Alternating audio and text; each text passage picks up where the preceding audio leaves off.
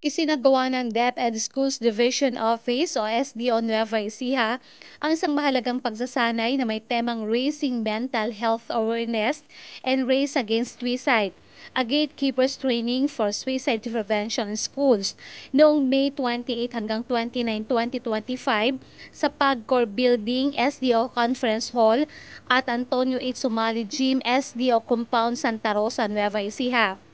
Ang nasabing Division Training Workshop on Mental Health Awareness and Race Against Suicide ay naisakatuparan sa pakikipagtulungan ng SDO Nueva Ecija at ng Counseling and Psychological Services ng De La Salle University, Manila at sa suporta ni Governor Aurelio M. Umali. Ayon kay Division Child Protection Coordinator, Sherry Ann R. Palasige ng SDO Nueva Ecija, isinagawa ang ganitong aktibidad dahil sa insidente ng suicide and attempted suicide. Kaya po kami nag-conduct ng ganitong event po ay together with, in collaboration with School Health and Nutrition, and ako po as Division Child Protection Coordinators, nakita po kasi namin may mga incident po kasi kami ng suicide po and mga attempted suicide ng mga learners po. So naisip po namin mag-collaborate ng School Health and Nutrition na may hawak po ng mental health, and ako naman po is Child Protection.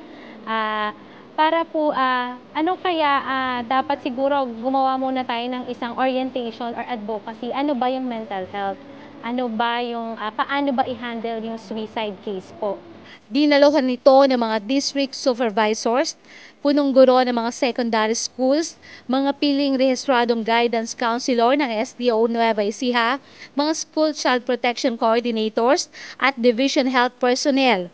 Layunin ng pagsasanay na bigyan sila ng sapat na kaalaman at kasanayan upang maging gatekeepers o mga individual na sinanay upang matukoy ang mga maagang senyales ng mental health challenges at agad na makapagbigay ng nararapat na tugon. Kabilang sa mga tinalakay sa nasabing training workshop ay ang tungkol sa anti-bullying, mental health awareness at suicide prevention.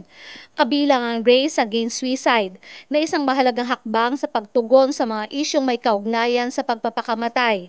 Ang RACE ay nangangahulugan recognizing warning signs of suicide o pagtukoy sa mga babalang senyales ng suicidal thoughts o intensyon. Assessing suicide risk using CSSRS o pagsusuri sa antas ng panganib gamit ang Columbia Suicide Severity Rating Scale o CSSRS. Convincing the student to get help or it's okay to ask for help.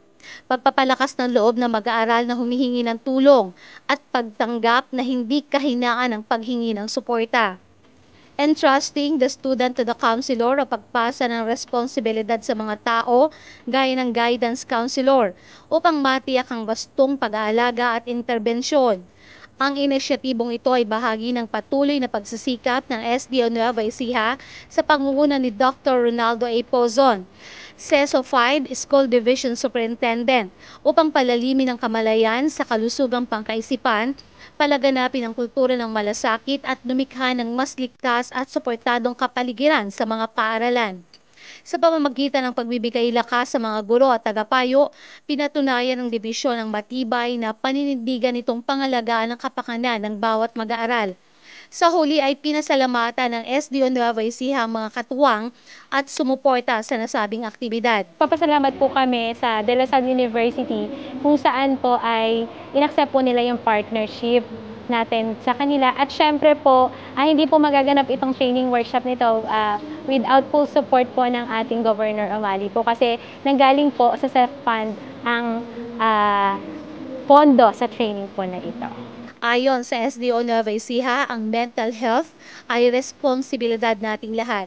Kaya't nararapat na sama-samang itaguyod, suportahan at ipaglaban ang buhay. At siya ng Balitang Nueva Ecija, Juanet Bonda Daguulat sa DWNE Teleradyo ang inyong kakampi.